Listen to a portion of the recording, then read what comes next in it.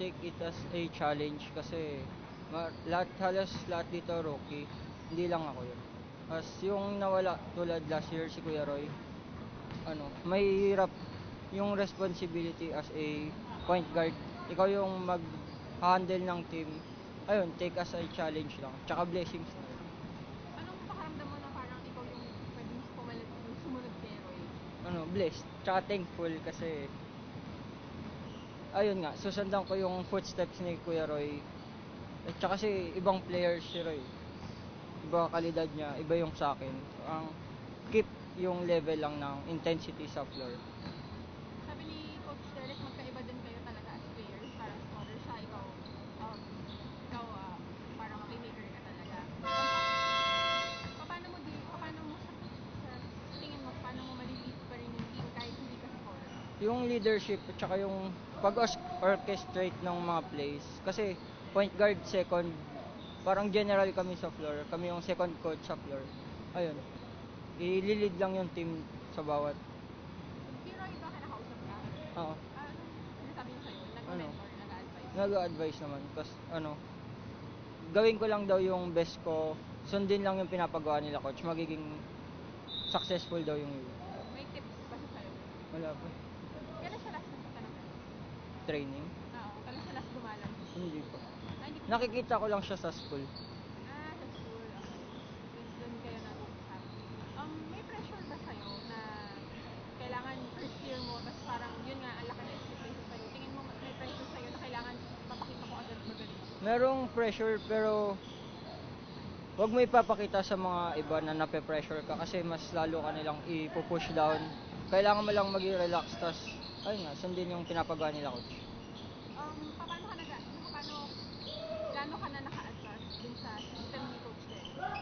Hindi pa naman fully adjustment pero nasa 80% na. Nakukuha ko na lahat ng plays, yung sistema sa depensa. Ayun. Tingin mo parang nadalian ka ba o hirapan mag-adjust? Nadalian kasi same ng system yung sa high school ko. Same lang? Parang same. Same yun sa defense, sa offense. Ayun, pagpapatakbo nila coach sa practice. Parang same lang. Sanay ka na dun sa niya, yung sobrang discipline. Oo.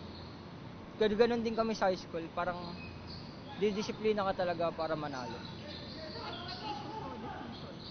Expect mo mangyari? Gagawin lang, wala naman akong ini-expect pero gagawin namin yung best namin para umabot dun sa top ulit. Sa mga veterans, ano yung mga natututunan mo from them? Yung wag magi-give up kahit nagkamali ka na.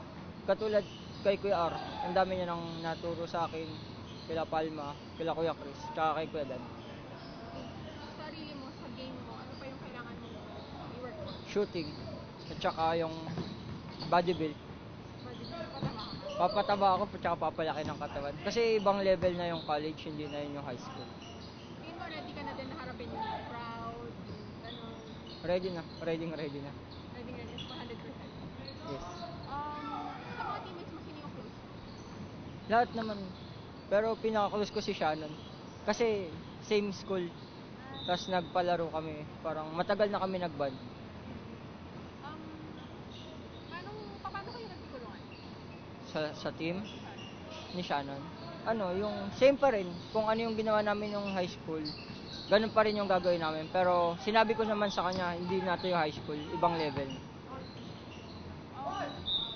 Ano tingin mo madadala mo sa UE this year? Yung passing ko, yung leadership, at saka gagawin ko yung best ko para sa kanila.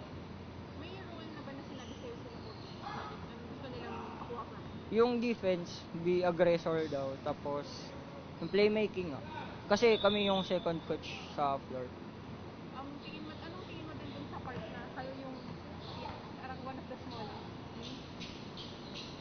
Mahirap kasi 'di ba all Filipino kami pero challenge sa amin yun para patunayan sa kanila na kahit all Filipino kami may mararating kami.